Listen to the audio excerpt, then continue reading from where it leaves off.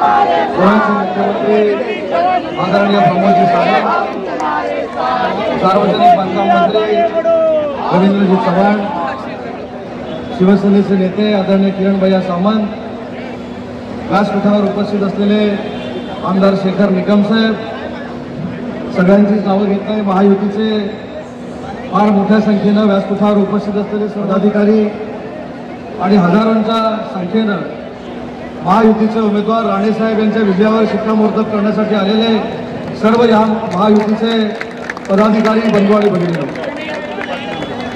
चव्हाण साहेबांनी आताच सांगितले की थोडक्यात भाषण पूर्ण करायचं आहे, प्रास्ताविक करायचं आहे. चव्हाण साहेबांना रत्नागिरी जिल्ह्याच्या वतीनं आणि समस्त शिवसेनेच्या वतीनं शब्द देतो, कमी बोलू पण जास्त काम करून दाखवू.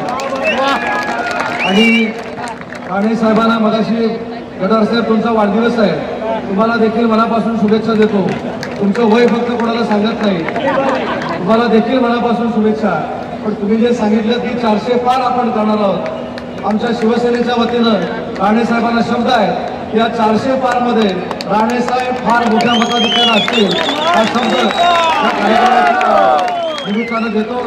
सगळ्या भाजपा, राष्ट्रवादी काँग्रेस, शिवसेना या सगळ्या पदाधिकारी, मनसे, सगळ्याच मित्रपक्ष या सगळ्या पदाधिकाऱ्यांचं मनापासून या ठिकाणी स्वागत करतो.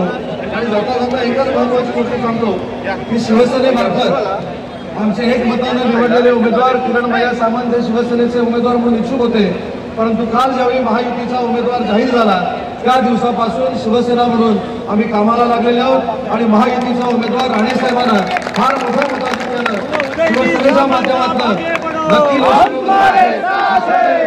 आणि थांबतो. जय हिंद, जय महाराष्ट्र.